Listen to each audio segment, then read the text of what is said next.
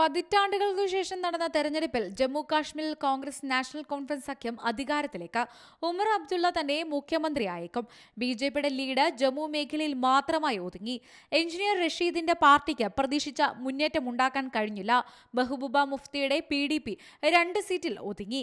കാശ്മീരിൽ മത്സരിച്ച 2ഇടത്തും ഒമർ അബ്ദുള്ള വിജയിച്ചു. മെഹബൂബ മുഫ്തിയുടെ മകൾ ഇൽത്തിജ തോൽവി ഏറ്റുവാങ്ങി. തൂക്കുസഭ പ്രവചിച്ച അഭിപ്രായ സർവേ ഫലങ്ങളെ കടത്തിവെട്ടുന്ന പ്രകടനം നാഷണൽ കോൺഫറൻസ് കോൺഗ്രസ് സഖ്യം കാഴ്ചവെച്ചത്. ആര് ഭരിക്കുമെന്ന് നിശ്ചയിക്കുന്ന വിധം നിർണായകമായ ശക്തിയാകുമെന്ന് പ്രതീക്ഷിച്ച PDPയും സ്വതന്ത്ര സ്ഥാനാർത്ഥികളും ഒറ്റ അക്കത്തിലെത്തി. 2018 മുതൽ ജമ്മു കാശ്മീരിൽ നിലവിലുള്ള ലഫ്റ്റനന്റ് ഗവർണർ ഭരണം അനുച്ഛേദം 370 പിൻവലിച്ച 2019 ഓഗസ്റ്റ് 5 ശേഷം സംസ്ഥാനത്ത് ഇതേ ഭരണ സംവിധാനത്തിലൂടെ കേന്ദ്ര സർക്കാർ സ്വീകരിച്ച നടപടികൾ എന്നിവ പശ്ചാത്തലമാക്കി നിലനിൽക്കെയാണ് നിയമസഭാ തെരഞ്ഞെടുപ്പ് നടന്നത്. ഇന്ത്യ സഖ്യവും BJPയുമാണ് തെരഞ്ഞെടുപ്പ് ഗോതയിൽ ശക്തമായി ഏറ്റുമുട്ടിയത്.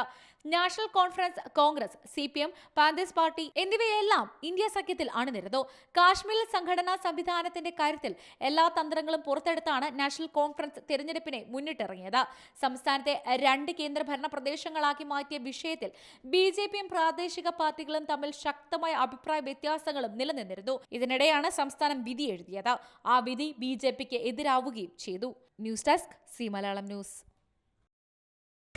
പുതിയ വാർത്തകളും വിശേഷങ്ങളും ഇനി വിരൽ തുമ്പിൽ. എല്ലാ ഡിജിറ്റൽ പ്ലാറ്റ്ഫോമുകളിലും ഇപ്പോൾ സി മലയാളം ന്യൂസ് ലഭ്യം.